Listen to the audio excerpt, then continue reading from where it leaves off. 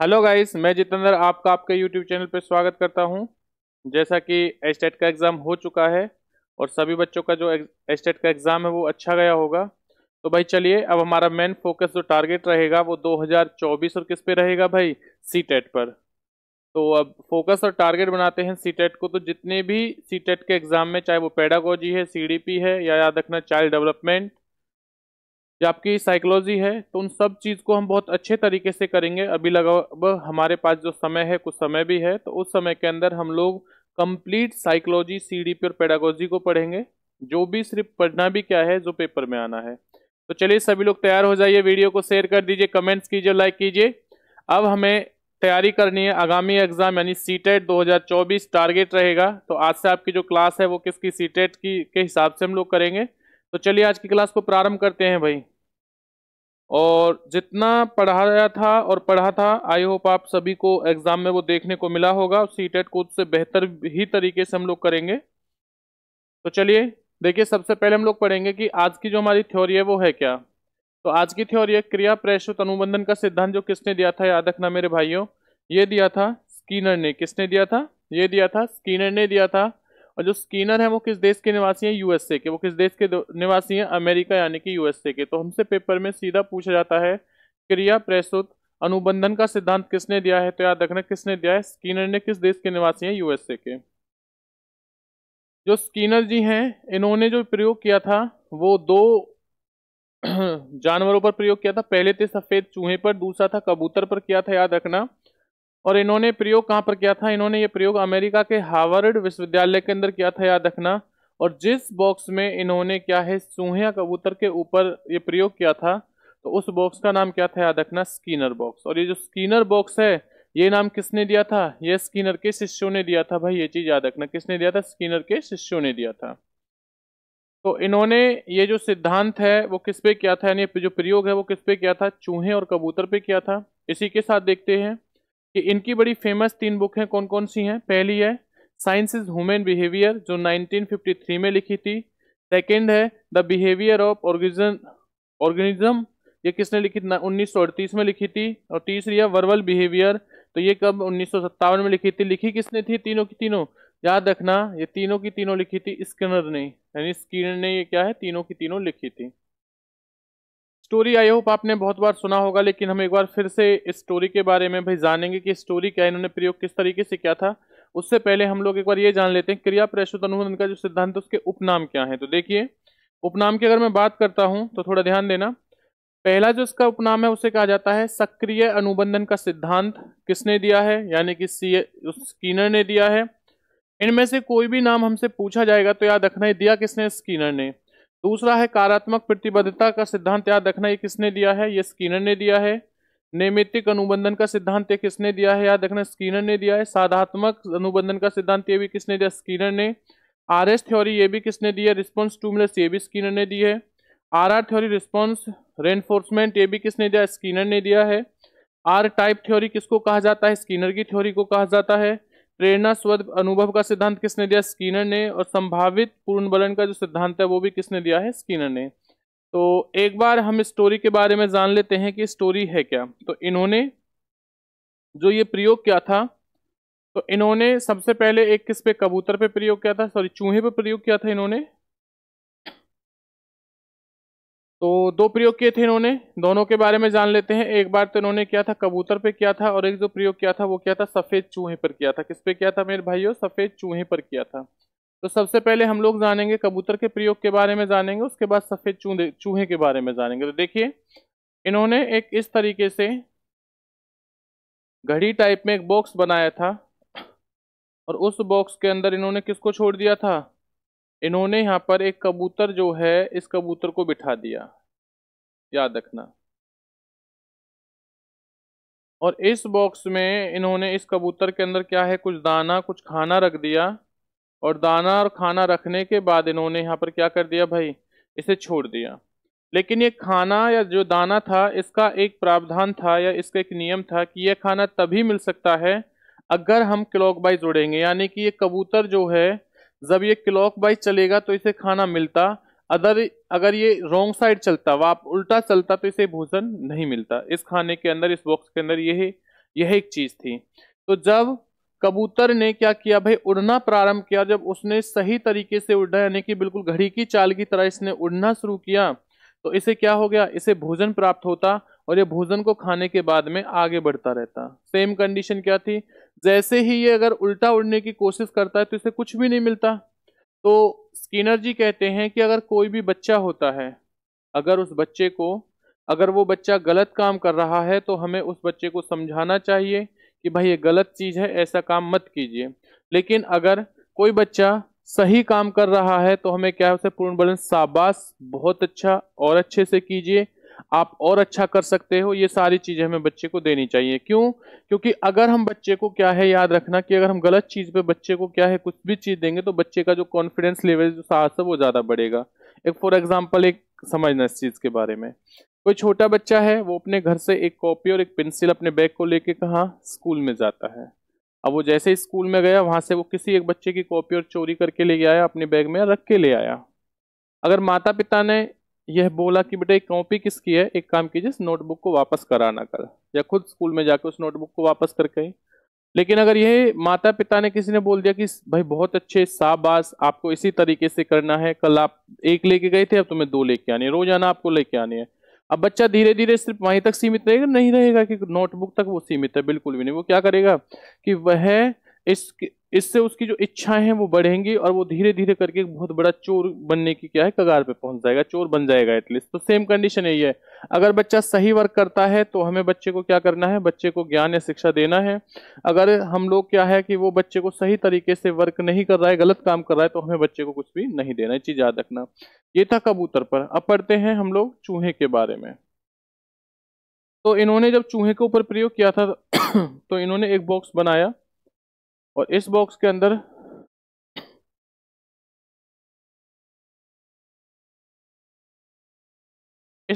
अंदर यहाँ पर एक खाने की कुछ गोलियां रख दी और यहाँ पर एक लीवर रख दिया।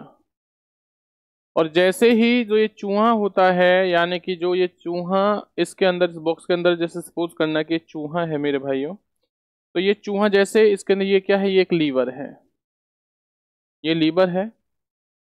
और इस लीवर के पास में यहाँ पर एक कटोरी या कुछ सामान रखा है जिसमें ये जो खाना है, जो ये भोजन है, ये नीचे गिरेगा। तो देखिए क्या होता है, चूहा इसके अंदर एक्टिविटीज करता है, गलती से चूहे का पैर जो है वो लीवर पे पड़ता है। लीवर पे पैर पड़ते ही क्या है कि ऊपर से जो दरवाजा है, जो ये मुख है, ये मुख क्या है, ओपन हो जाता है और ऊपर से सीधा एक खाना आके कहाँ गिरता है, इस जगह के गिरता है, इस बर्तन में आके गिरता है। चूहा क्या करता है, इस खाने को खा लेता है। तो सेम कंडीशन होती है भाई, वही है। अब चूहा इसी प्रोसेस के हिसाब से काम कर रहा था कि जैसे ही उसके पास में क्या है कि वो आगे चल, जब भी उसे भूख लगती, वो लीवर को दबाता, भोजन गिरता और वो खा लेता। तो कंडीशन क्या है, इसे कहा क्रिया प्रस्तुत, यानी बार बार रिएक्शन करना, क्रियाएं करना, यही कहलाता है, ये चीज याद रखना। इसी के बाद में अब हम लोग जानते हैं, देखिए कि क्रिया प्रस्तुत जो व्यवहार है वो है क्या, क्रिया प्रस्तुत है क्या, इसका मतलब क्या, देखिए वह व्यवहार, देखिए वह व्यवहार जिसमें उद्दीपन की जानकारी नहीं होती है वह क्रिया प्रस्तुत व्यवहार कहलाता है। जिसमें उद्दीपन की जानकारी नहीं होती उसी को क्या कहते हैं, क्रिया प्रस्तुत व्यवहार कहते हैं, याद रखना। सेकंड, यह सिद्धांत प्रभाव के नियम पर आधारित है क्योंकि वो कहीं ना कहीं हमारे ऊपर क्या है, एक इफेक्ट डालता है। और प्रभाव का नियम किसने दिया था, थॉर्नडाइक ने दिया था, ये चीज याद रखना। शैक्षिक महत्व क्या है इस सिद्धांत के बारे में से जानते हैं। इस सिद्धांत के द्वारा बालक के व्यवहार में परिवर्तन किया जाता है, यानी कि बालक के व्यवहार में जो परिवर्तन होता है वो किसके द्वारा होता है, याद रखना, वह क्रिया प्रस्तुत, यानी कि किसने कहा था, स्किनर ने कहा था। दूसरा पॉइंट है, मानसिक रूप से कमजोर बालकों के शिक्षण हेतु अति उपयोगी है। तो याद रखना है किस प्रकार के बच्चों के लिए महत्वपूर्ण है, मानसिक रूप से जो बच्चा कमजोर है। नेक्स्ट है, यह निदानात्मक और उपचारात्मक शिक्षण में सहायक होता है। निदान का मतलब देखिए, पेपर एस्टेट हुआ था उसमें भी आया था, सीटेट में भी बहुत क्वेश्चन आते हैं आप लोगों के। तो निदान का मतलब है कि सिर्फ किसी की कमियों को जानना, और उपचारात्मक का मतलब होता है कि उन कमियों को जानने के बाद दूर करना। दूर करना क्या कहलाता है, उपचारात्मक, और उनको जानना क्या कहलाता है, निदानात्मक।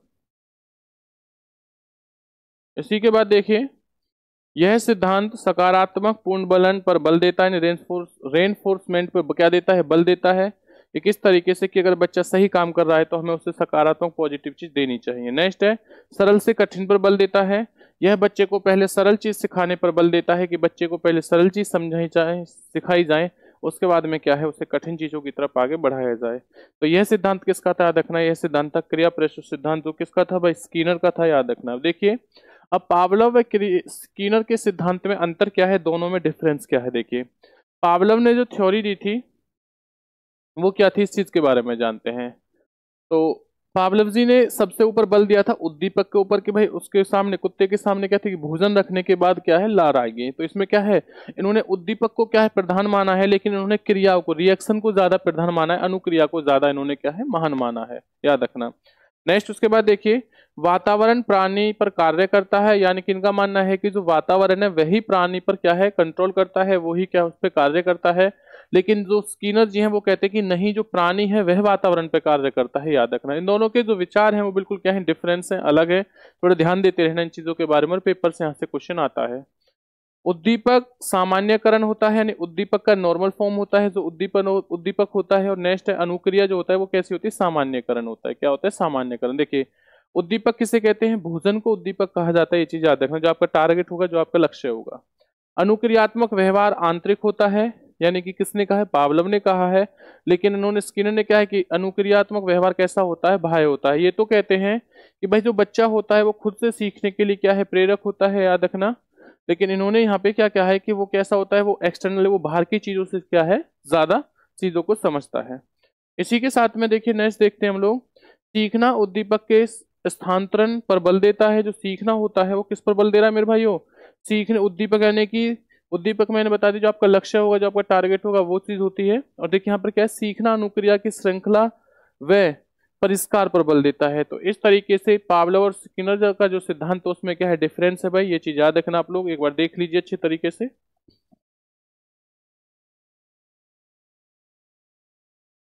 चलिए इसी के बाद में आगे बढ़ते हैं। अब है अभिक्रमित अभिक्रमित अनुदेशन। देखिए, अभिक्रमित अनुदेशन होता क्या है, पेपर में आता है, ये चीज ध्यान रखना। देखिए, अभिक्रमित अनुदेशन का मतलब होता है, इस अनुदेशन में शिक्षक पर पाठ्यक्रम, यानी एक इस अनुदेशन के अंदर क्या होता है, एक शिक्षक होता है, वो एक ऐसा पाठ्यक्रम तैयार करता है। वो पाठ्यक्रम हम, जैसे मैंने नोट्स बनाए और नोट्स बनाने के बाद में आपको दे दिए। अब आपको मेरी आवश्यकता तो नहीं है, आप सिर्फ क्या पढ़ोगे, मेरे नोट्सों को, मेरे द्वारा बनाए हुए नोट्सों को पढ़ोगे। तो सेम कंडीशन है ये। देखिए, इस अनुदेशन में शिक्षक भैया क्या आएगा, एक आएगा, एक पाठ्यक्रम तैयार करता है जिसमें विद्यार्थी को शिक्षक की आवश्यकता नहीं होती। जैसे आपको, अगर मैं आपको नोट्स प्रोवाइड कर दूं या नोट्स दे देता हूं, तो आपको मेरी कोई आवश्यकता ही नहीं, क्योंकि आप क्या है भाई, हम लोग नोट्स से पढ़ लेते। और होता भी यही है, जब एग्जाम का फाइनल समय आता है तो हम क्या करते हैं, इधर उधर से नोट्स देखते हैं, सर नोट्स दे दीजिए भाई, आपके पास नोट्स है क्या, तो वही चीज होती है।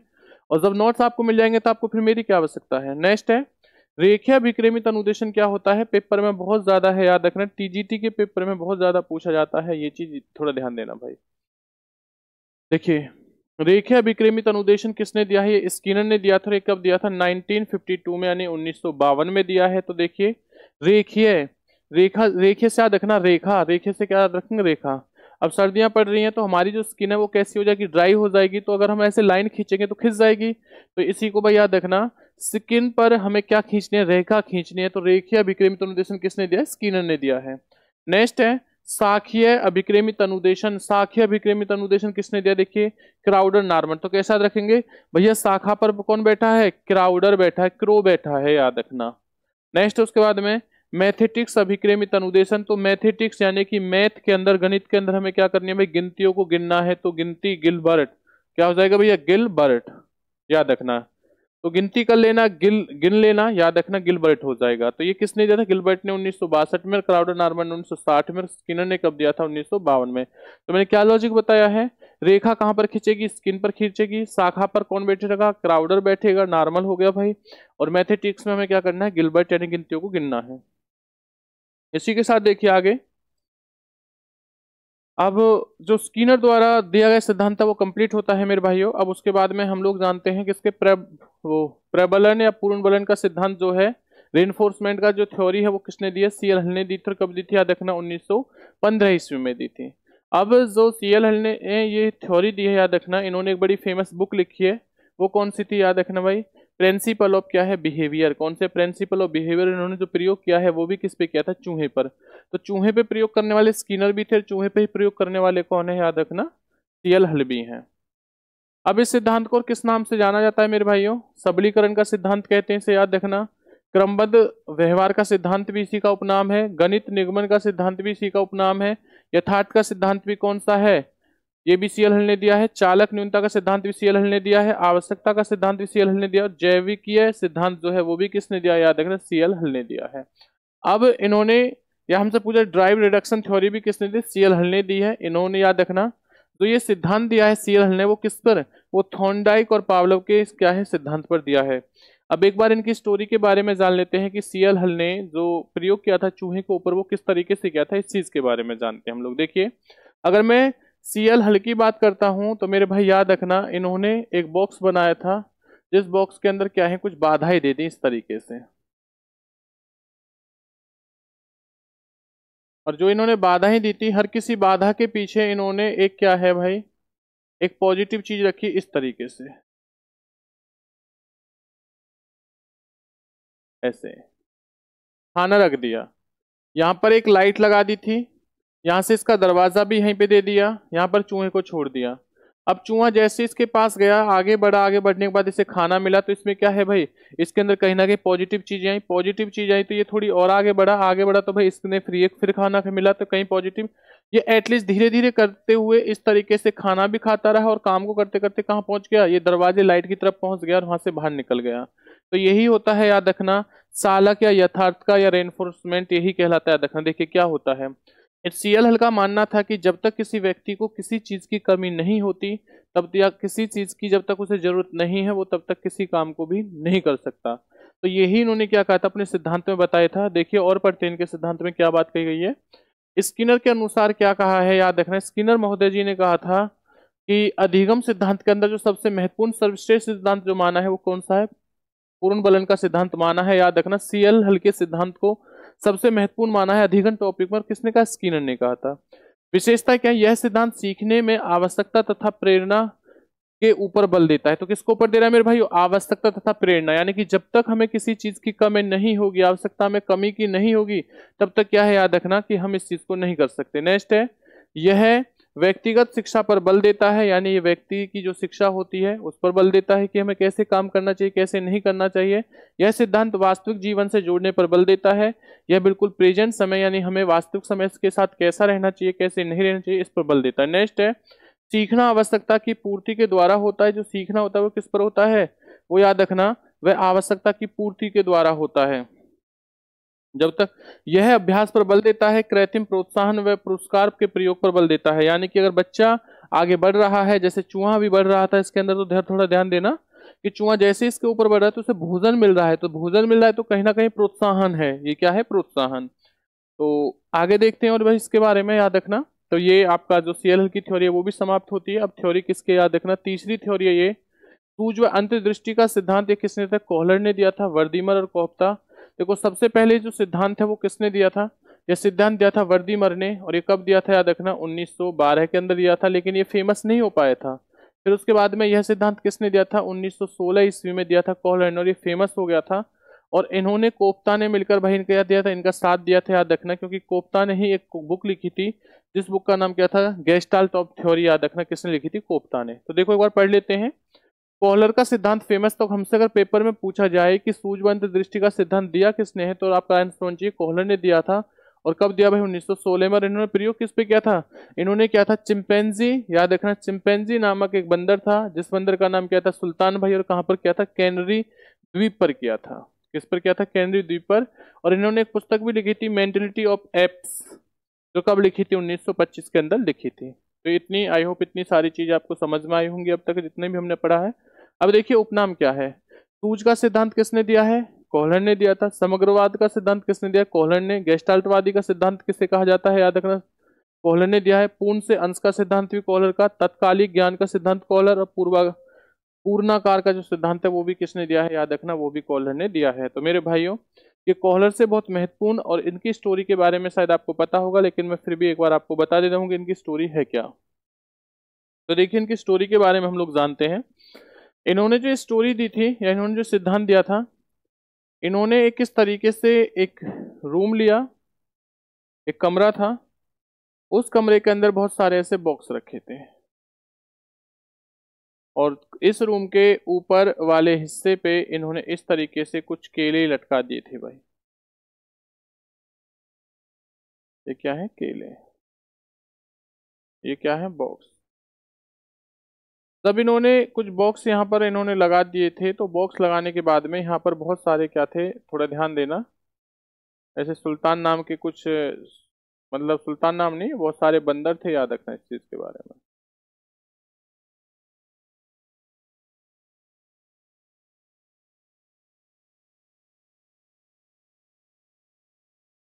देखिए, अब इनमें से ये जितने भी बंदर थे वो सारे के सारे बंदर कैसे थे कि जो ये बंदर हैं, ये जो इन बंदरों के नाम थे, जिनमें से एक बंदर का जो नाम था वो सुल्तान भी था। अब इन्हें कहीं ना कहीं केला लेना था, लेकिन जो इनकी हाइट थी वो कम थी। जैसे सपोज करना कि हमें फैन है, ये मुझे पकड़ना है, तो ऐसे तो मैं ले नहीं पाऊंगा, मुझे टेबल के ऊपर चढ़ना पड़ेगा, किसी का सपोर्ट तो लेना पड़ेगा कि मेरी जो हाइट है वो ज्यादा बढ़ सके। तो सेम कंडीशन, तो इन्होंने देखा था ये बाहर बैठ चुके थे, याद रखना। जब इन्होंने देखा कि जितने भी बंदर हैं वो उछल कूद कर रहे हैं, केलों को प्राप्त करना चाह रहे हैं, लेकिन केले इनके हाथ नहीं आ रहे थे, तो इन्होंने क्या कर दिया भाई, इन्होंने इस जगह पर एक सुल्तान नाम का जो बंदर था उसने एक बॉक्स को लिया, एक बॉक्स के ऊपर ये वाला बॉक्स रखा, फिर उसके ऊपर एक और बॉक्स रखा, फिर इसके ऊपर एक और बॉक्स रखा, और एटलीस्ट फिर उस बॉक्स के ऊपर चढ़ा और केले इसने हासिल कर लिए। तो कोहलर, तो जो कोहलर थे उन्होंने कहा कि कहीं ऐसा तो नहीं है कि गलती से कहीं, अच्छा गलती से इन्होंने ये काम किया हो, अचानक वैसे खामा खाई कर रहा और हो गया हो, या सच में इस बंदर के अंदर और बंदरों के मुकाबले क्या है, जो दिमाग है वो तेज है। तो इस चीज को जानने के लिए इन्होंने फिर दूसरा प्रयोग किया इसी बंदर के ऊपर। इन्होंने सुल्तान को लिया और सुल्तान को लेने के बाद में एक जेल टाइप के क्या है, पिंजरे में से छोड़ दिया।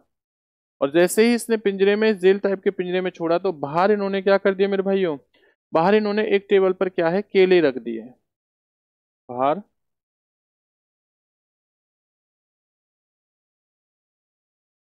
सपोज करना कि एक टेबल पर ये क्या रख दिए, केले रख दिए।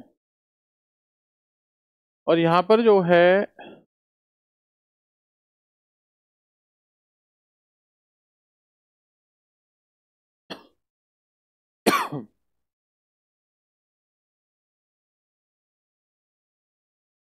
समझ लेना, ड्राइंग पे मत जाना मेरे भाइयों, ड्राइंग थोड़ी ऐसी है, याद रखना।